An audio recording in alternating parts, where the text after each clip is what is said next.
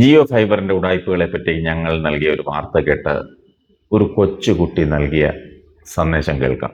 അംബാനിക്കെതിരെ ഒരു മെസ്സേജ് ആണ്, ഒരു വാർത്തയോട് വേണം. ഞങ്ങളുടെ വീട്ടിൽ ഇന്നലെ മുതൽ കറണ്ട് കിട്ടുന്നില്ല.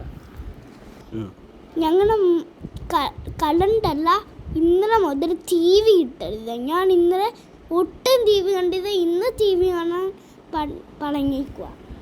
കഴിഞ്ഞ 2 ദിവസമായിട്ടും ആ കുട്ടിയുടെ മാതാപിതാക്കൾ പണമടച്ചിട്ട് പോലും ജിയോ ഫൈബർ കണക്ഷൻ കട്ട് ചെയ്തു. ആ കൊച്ചുമോന് കാർട്ടൂണൊന്നും കാണാൻ പറ്റുന്നില്ലെന്നാണ് ആ മോൻ്റെ സങ്കടം. ഇത് നിസ്സാരമായ ഒരു കാര്യമല്ല. അവധിക്കാലത്ത്, അതും ഈ ചൂടുകാലത്ത് കൊച്ചുകുട്ടികളെ വീട്ടിലടക്കിയിരുത്താൻ മാതാപിതാക്കൾ അനുഭവിക്കുന്ന ബുദ്ധിമുട്ടുകൾ അത് കുറച്ചൊന്നുമല്ല. ജിയോ ഫൈബർ കണക്ഷന് വേണ്ടി പണമടച്ച മാതാപിതാക്കളുടെ പ്രയാസവും ചെറുതല്ല. അംബാനിക്ക് നാട്ടുകാരോട് വാക്കുപാലിക്കേണ്ട കാര്യമില്ലെങ്കിലും മക്കളോട് വാക്കുപാലിക്കേണ്ട ബാധ്യത മാതാപിതാക്കൾക്കുണ്ട്.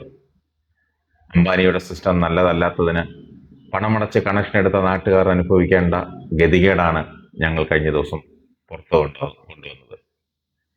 ഈ കുട്ടിയുടെ വീട്ടിൽ നിന്നും ഞങ്ങൾ മുൻപ് പറഞ്ഞതുപോലെ തന്നെ വലിയ സ്കീമിൽ നിന്നും ചെറിയ സ്കീമിലേക്ക് മാറിയപ്പോൾ അംബാനിയുടെ സിസ്റ്റത്തിന് ഉണ്ടാകുന്ന ധാരണപ്പിശകാണ് ഈ പ്രശ്നങ്ങൾക്കെല്ലാം കാരണം. ബില്ലയച്ച 6-ാം തീയതി കാലാവധി തീരുന്നുവെന്ന് അവർ പറയുന്നു. 7-ാം തീയതി പുതിയ ബിൽ സൈക്കിൾ തുടങ്ങിയ അന്ന് തന്നെ ഈ കുട്ടിയുടെ മാതാപിതാക്കൾ പണമടച്ചിട്ടുള്ളതാണ്. എന്നാൽ അവർ പണം അപ്ഡേറ്റ് ചെയ്യുന്നത് 7-ാം തീയതി രാത്രി 12 മണിക്ക് മാത്രമേ ഉള്ളൂ എന്നത് അംബാനിയുടെ കുഴപ്പമാണ്, പണമടച്ചവരുടെ കുഴപ്പമല്ല.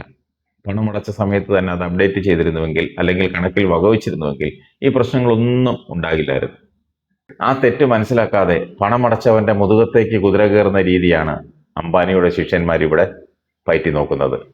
ഏതായാലും എങ്ങനെയെങ്കിലും ആരുടെയെങ്കിലും പോക്കറ്റിൽ കിടക്കുന്ന പണം പിടിച്ചു പറിക്കാൻ ഓരോരുത്തർക്കും ഓരോ പരിപാടികൾ. ഇവനെയൊക്കെ വിശ്വസിച്ച് പണമടച്ച് കാത്തിരിക്കുന്ന കുറെ വിഡ്ഢികൾ.